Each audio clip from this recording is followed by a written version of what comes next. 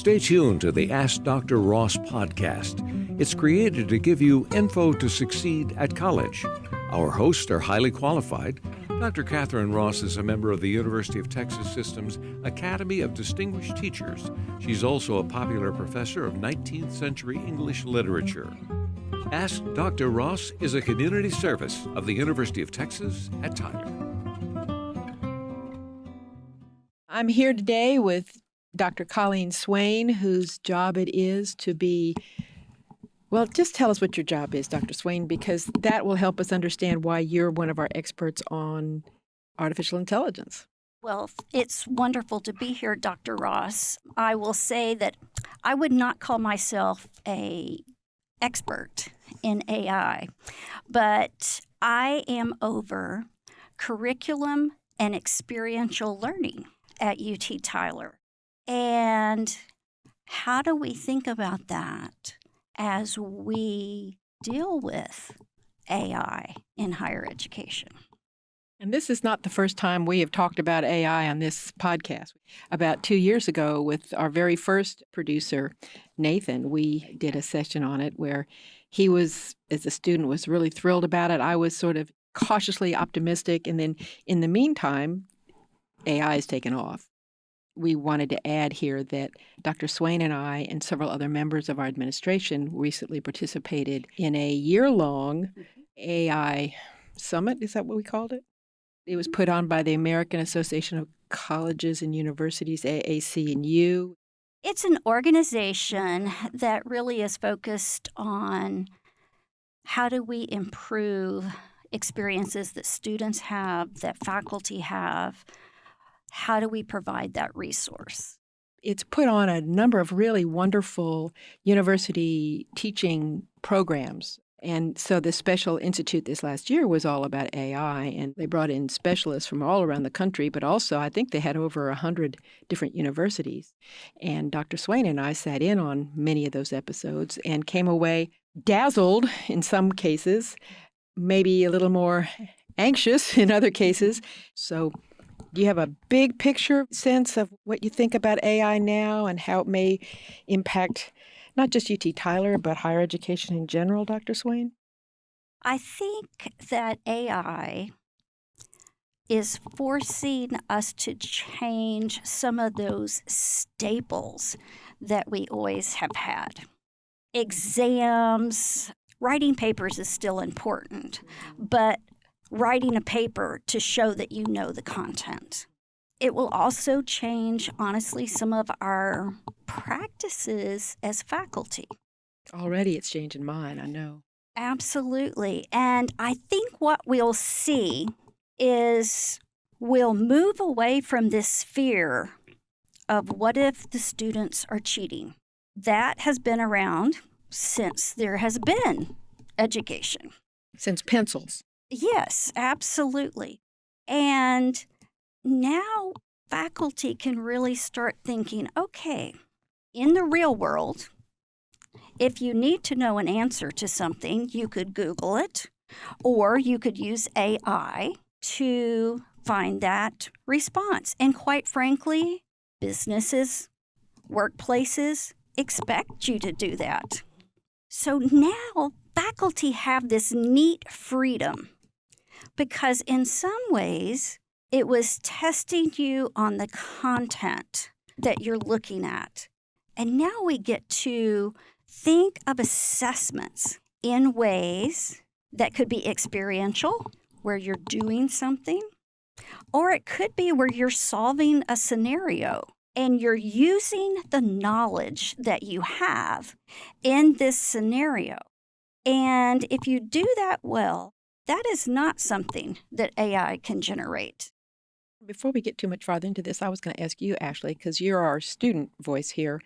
Do you think most college students kind of know what AI is and what it can do, or do you think there's still a lot of confusion out there? No, I think it's definitely out of the bottle at this point. Just personally, I've seen it used a lot. For varying reasons, I've seen really, really great uses of AI that actually help facilitate critical thinking, that help you to understand the material better. But it's just as easily used for the opposite, to cheat on your work.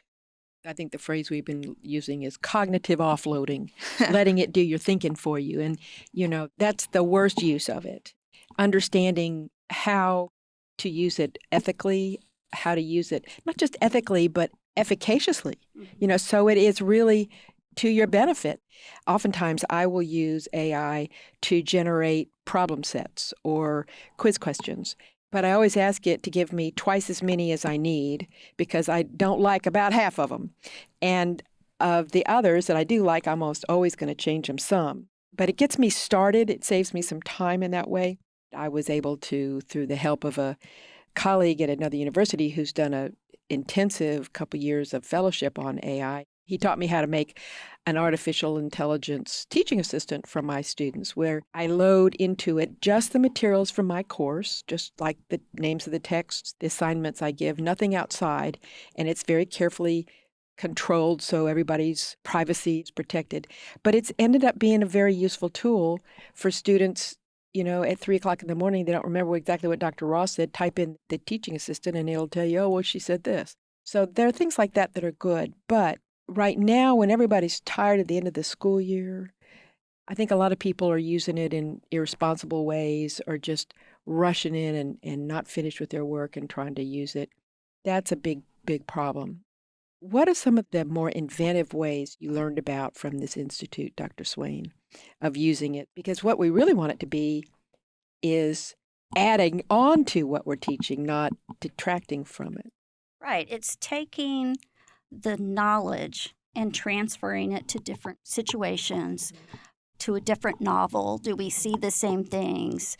So there's a lot that we can do. In terms of some of the interesting things I saw were simulations where you use this large language model, and there's many of them, and they're built for specific purposes. And the faculty member is able to create this simulation, and if you do this, it's going to do this. So it's also adaptive. What a powerful way for students to practice. And what's nice about that is if you are one who needs to do it more than once, AI is very patient and is happy to do it.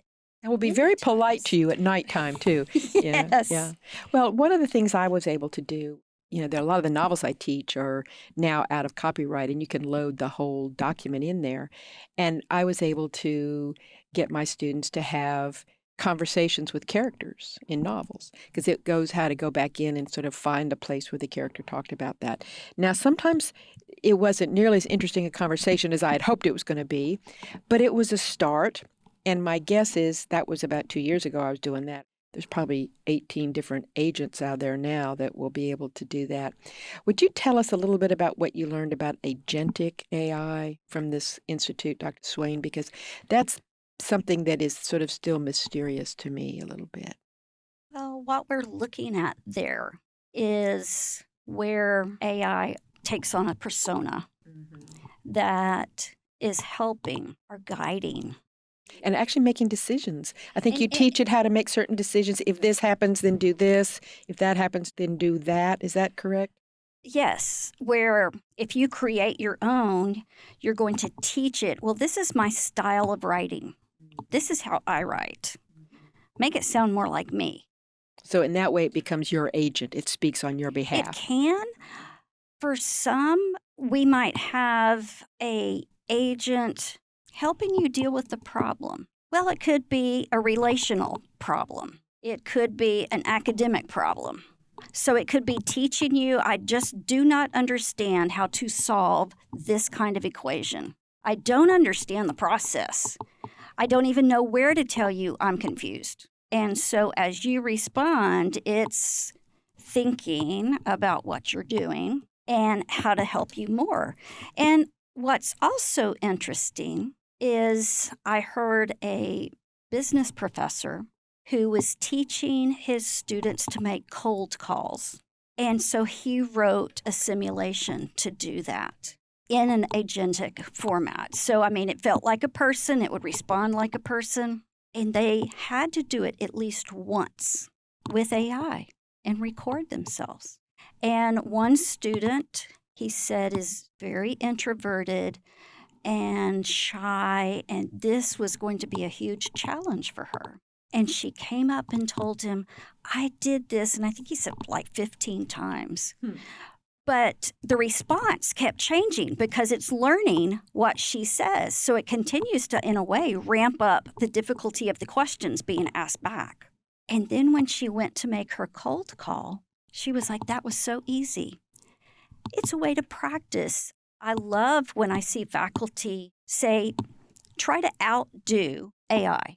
Here's what I put in, and, I put in your assignment. This is what AI said. So write a paper that's better than that. And that's the truth, is if a machine can do it as well as X, you have to be X plus. You have to be better. One of the things that I worry about is that there's a real divide out there, and I bet you've seen this too, Ashley. Some students are terrified of using it for fear they'll be accused of plagiarizing or not doing their own work. There's some who have not used it, and there's various machines that are supposedly will tell you if it's been used, and they have been called forth by a professor saying, I think you used it, and they were very upset because they didn't. And what this has given rise to, I think, has been suspicion and anxiety and bad feelings all the way around. And that troubles me a lot. Have you watched students go through any of that yet, Ashley? I've not known specific students who had that problem. I know it's a very real concern, and it's something everybody thinks about now, especially when you're writing content. You write this, and there's an extra layer of self-editing that happens because you're not only going, is it spelled right? Does it express the idea? You're going, does it sound like AI wrote it? Because the detection models, as far as I know, just from everything I've looked at, and I'm by no means an expert, they're not super accurate at the moment. So the concerns are valid. It doesn't mean that that situation won't change in the future. It just means that this is the area where there needs to be more work done for AI to be a really useful and effective tool. Well, let me push back on that a little bit. This is about AI in higher education, and I started by saying we're going to have to change. We have some freedoms to do some things that we haven't in the past because we don't need to give multiple choice tests. We don't need to do, true, false, fill in the blank, identify this. You need to know fundamentals, but we have the opportunity to really help students learn what is the right AI tool. What is the right large language model to pick? And Copilot is not appropriate for everything. And yet that's the only thing we have right now at UT Tyler. So we've got to expand. To me, it's a moral obligation for higher ed to change because our graduates have to go out in the world. And even if we're saying, we're training people for the academy, we know the academy is changing. So we have to prepare our students to go out there. Right now, computer science graduates are the ones who are feeling this. Matter of fact, at one of our employer advisory committee meetings, a person in the software development field said AI does our entry-level programming, what we used to hire fresh graduates from college. But now those graduates need to be able to read the output AI produced, the code, and to look, are there errors? Because we know there are mistakes. Yes, we're trying to teach it to, quote, learn, but its foundation is scouring the internet. Well, and also it's my understanding that a really skilled coder still needs to be there to check the code and make sure it's working well. And if you have all these more sophisticated programs now that will do the early level coding for you, you don't train a lot of young coders to be more sophisticated coders. And it's stealing from them the chance to sort of practice till they're good at it. I think, too, that one of the things that I've used it for as an English professor, I find, and I teach English literature, not American, so I have to kind of orient my students to what's going on in the British history at the time when Pride and Prejudice was written, so that they understand what was going on in the world that that literature was responding to. And yet, I don't have time to give them a whole history lesson. And so I found that if I say, and I have a premium level of ChatGPT that I purchased, I'll say to it, in the period in which Wordsworth wrote these two poems, I need to be able to explain to students what was happening in England and France in this Napoleonic War. Give me enough of information about that so the student can see what the poet was responding to and what were the tensions in society at the time so that it makes more sense. And that can usually crank out a pretty good short history lesson. But there's so little nuance that's always where I get worried. I think it can catch me too, is what I'm worried about, Dr. Swain, is that, yes, it's a tool, but would it be better just to send them to the library? Well, and that's goes back to the literature we know on novices versus experts. Mm-hmm. Experts have over 10,000 hours minimum to dive in and think about how they're going to organize that in their brain and what it connects to and what it doesn't connect to. But what we have to think about is how can we help our students learn content, but also experience the content in the world. And one of those ways is through internships or clinicals, practicums, and sometimes you can't have that, so you do the simulations. What a powerful way for your student to have an internship where they go and write copy and they take disparate pieces of information and think critically about them, put them together with what's happening in our world. Those are the skills that you teach. And I was looking at the NACE. NACE stands for National Association for Colleges and Employers. And so they are always looking at, are we aligning well? And they have a spring update from their fall. And they noticed that AI in job descriptions tripled from fall to spring. So like on LinkedIn, the job description tells you that you need AI. And I was reading a part on internships, and 60% of the employers say they are assigning interns projects that use AI tools and skills. So part of our critical thinking that we're teaching also has to be, how are you thoughtfully thinking about asking a tool to do what you need it to do, and then be able to analyze the output? One of the things that I find interesting is we did a survey in one of the workshops at the Institute about how many of us were using it. About 80%. Of course, most of us were already early adopters anyway.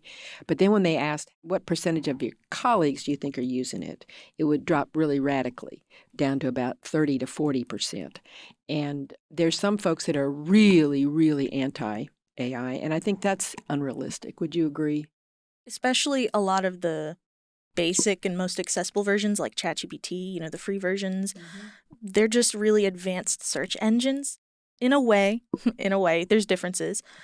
But in application, that's what I think most people are using it for.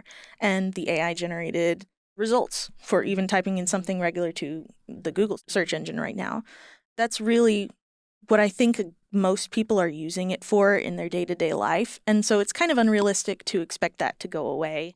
Oh, yeah. But I don't think anybody knows for sure how it's going to end up. And so at the same time that we're trying to teach people how to speak intelligently to machines and teach machines how to learn from us, and I find that weird. I don't feel like I'm really teaching my ChatGPT how to learn from me, but it is, because I noticed, for example, today I was putting in some questions, generate some practice quiz questions, and it referred it automatically to two of my courses without my saying which courses I was using it. So it already knew, where to direct me. So that was really interesting. But I had a student tell me the other day, there's a group of students now who are absolutely entirely against it for environmental reasons. But what this one student said is it was addictive to her personally, that she started talking to it like it was a friend. And she said, I was really getting hooked on this conversation. On the one hand, it made me really sad to think that a student didn't have enough human, real friends or family they could talk to, but also that it felt real enough. And I was wondering if either one of you have had any kind of experience with folks who are troubled by that yet? No, I really haven't. AI is ubiquitous in our Yeah. world. And so to say I'm not using AI means you have to stay in your house and not turn on the internet. or not do anything, really, because again, it is so ubiquitous. What we have to do is teach our students to be proficient practitioners of AI who understand ethical, disciplinary, societal, philosophical impacts of their decision to use AI. I've had some people say it's the end of the personal essay, that AI can write an essay so much better than most college students can. And I'm sorry to say that in some cases that not too far off from what my experience is with some, not college students, but kids right out of high school. Have you used it much in writing for yourself? Because you're a communications major, aren't you, Ashley? Yes, and digital storytelling minor. So almost Yeah. all of my work is project-oriented, is a lot of writing, is a lot of graphic design. And my personal policy is not to use it to generate anything. I use it to evaluate in some ways. So obviously for grammar, I like using AI for grammar, especially if it's late at night and there's something I may not have caught. I use it for cross-evaluating like data sets. If I've already taken a look at something, I'm like, I think my conclusion is correct, but what are some options I may have overlooked? It's great for that. It's great for finding what you may not have considered.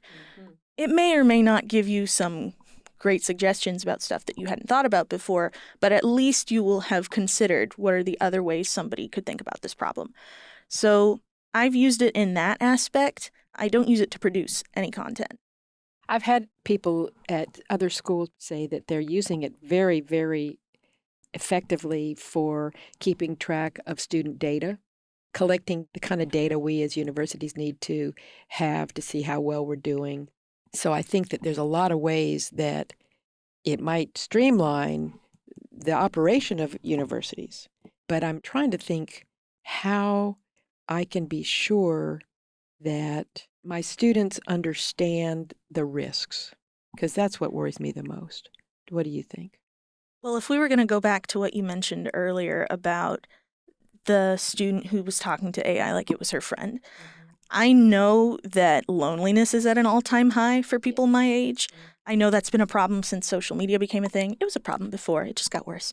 And people have problems with connection. People my age and younger, they're growing up in an environment where you're constantly exposed to pieces of communication and exposed to what feels like other people. But because there's a barrier of a screen, people are much more mean. People are much nastier. And it makes you sort of have this perception a lot of times, if you grow up in that environment, that it's a very dangerous thing to engage socially. In my opinion, my uneducated opinion, I would think that's probably why social anxiety is such a big deal in people of my age right now, because they grew up seeing in various avenues that socializing is, to some degree, very risky. Well, these tools obviously aren't going to go away. And I think in terms of integrating them well into people's lives and to be able to use them in a productive way, it has to do more with, I think, addressing what is that actual root problem that's making somebody talk to an AI like it's their friend. That's what I would think, is maybe focusing more on what is the loneliness issue, what is the underlying factor, as opposed to is AI a good enough tool for addressing it. And then probably there's a way maybe that AI can be incorporated later, but I think finding whatever the root cause is would be the main thing to focus on. Yeah. Well, I think the jury is still out on how we're going to end up using it. I don't think anybody is at university is going to look at us and say, you must use AI in every one of your classes. Although I think we're getting close to the point where every department's got to have some accountability.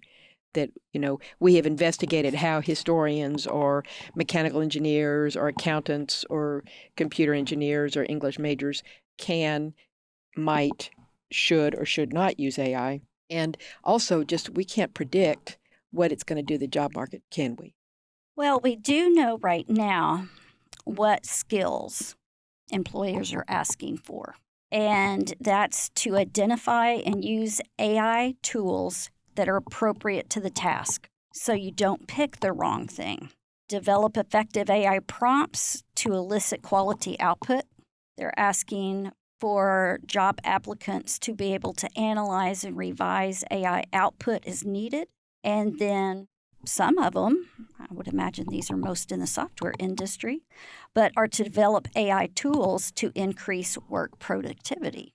So we do need to really think about in our discipline, in English or in math or in communication, what are appropriate tools to perform tasks that solve a problem. And I was just over at the Souls College of Business today, and computer science students were displaying their project in a class on AI, and they were solving different problems. One was an app that said, okay, I have this, marking on my skin. What is it? And they had trained their AI to identify the top 10 cancers or skin conditions. That's kind of neat. There was one where the group built a bracelet to track children. Lost children, to find a lost child, or a child wandering past the jungle gym. Yes. Where are they? What's going on? So there's a lot of really cool things that we can do.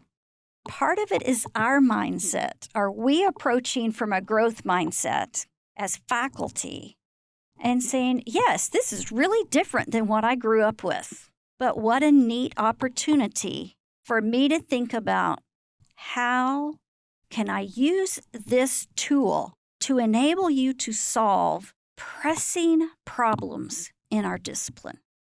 Well, and the other thing that universities can do right now, and one of the people that participated in this institute with us is the head of IT for us, and he is indexing all sorts of different search engines and agentic AI and apps and all the different kinds of AI that are available so that we know what they do.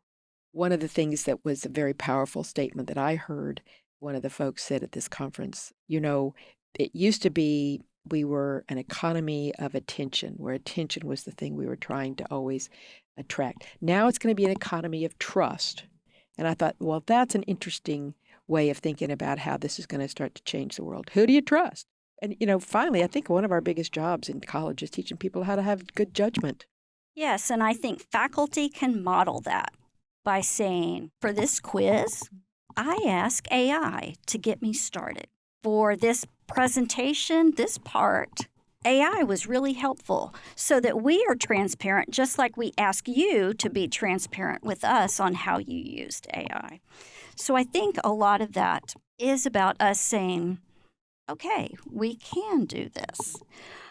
In terms of the people or the faculty members who, well, I'm not going to use it. We are old enough to have known that the way librarians were trained has changed tremendously. We grew up with the Dewey Decimal System. And a card catalog. Yes. And I watched a group of faculty at a university. They said, we're not going to teach that. We're going to teach traditional content. Well, students vote with their feet, and no one was applying to their program. And it was closed because there weren't students. And it was because they didn't update. And so this is a point where faculty aren't going to have the freedom to say, well, I'm not doing that at all. If you use Word now, it automatically is generating AI with you as it suggests in the editor. In higher education, we must get past this. We're cheating. I think at this point, the big question will be, what happens the next 5 to 10 years in higher education and really in the whole business economy with AI? I do want to put a kind of a plea out there to all faculty, is not be too hard on students as they're learning about it. because it's very tempting. It's very confusing. And I know for me, a lot of times one of the hardest things for students to learn how to do is to write in a more sophisticated way.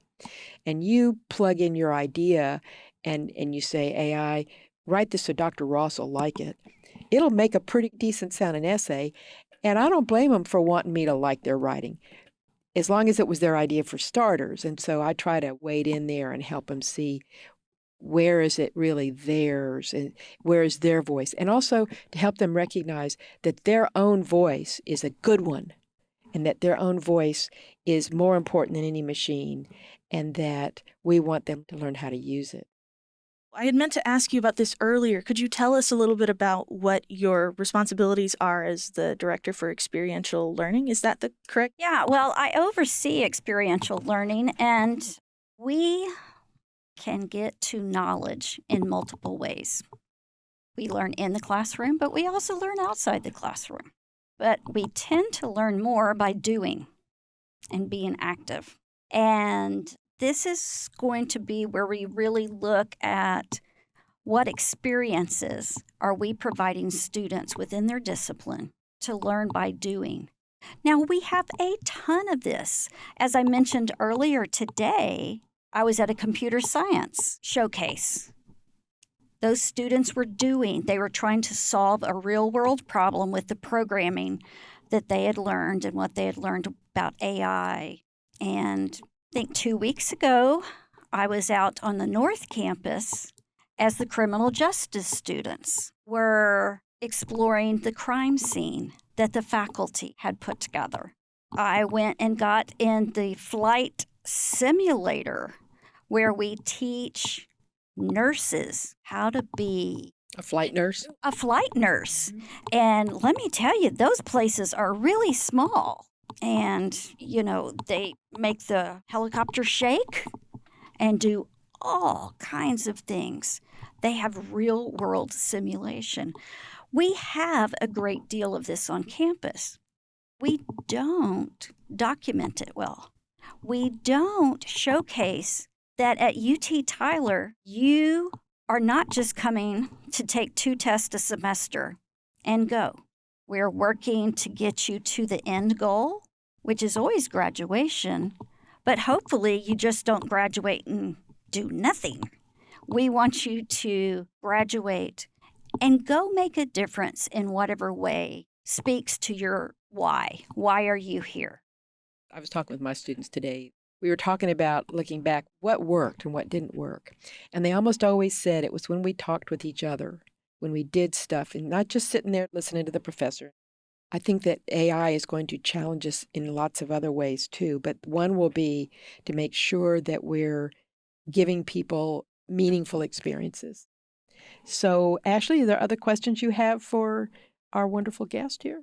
Maybe we could just wrap it up with the best way that both of you have seen AI shaping how people teach now in higher education. What I like the most about AI is that it forces you to think differently on how you are going to assess the student's learning outcome. I'm not limited anymore. I can ask them to create an infographic. I can ask them to write a song. So there's so many things that I can do now that if I'm thoughtful and purposeful about linking my student outcomes and my assessments, where I give students choice, where students can also write a reflective paper about why did I choose, providing that rationale. That's the thing I like most so far. Now, again, we're always learning, but that's what excites me the most, where I don't see students running to the bookstore to buy a blue book, or I don't see a student running to the bookstore to buy the Scantron. That we're all thinking differently. It doesn't mean that every course is always going to be using AI, at least for now. I do think eventually every course will be using AI because it will be so embedded within our society that we can't imagine it without it. Well, I'd have to say I don't know that I'm using it that creatively yet. I feel as though I'm using it for efficiency. And one of the single best things is this internal AI teaching assistant that I have. I cannot tell you how many times 15 different students will ask me the same question that is laid out in my syllabus. The other thing was, I think, also setting up my questions so that I'm asking more challenging questions. I find that's a useful thing to make sure it's a check on me. But the other thing is, before you get started on these research projects, it's a really good, what's the lay of the land? Okay, so if you're going to read North and South, which takes place in the Victorian period, and you know when the main characters leaves the Anglican Church, what is the Anglican Church and why would anybody leave the Anglican Church? And there are shelves of books written about that, but this can get you started in saying, okay, here's where you want to start. So I think we just have to keep being creative and remembering finally that it's a very challenging time. You know, it really is. And it's a stressful time. And so in addition to everything else, we got to learn to be real careful and kind with each other. Well, thank you so much for talking with us. I also want to take a minute to thank our listeners. If you have any questions about how AI is shaping higher education, and you have any you'd like specifically to direct to Dr. Ross or to Dr. Swain, you can always leave a comment under our YouTube video or email us at adrquestions@gmail.com.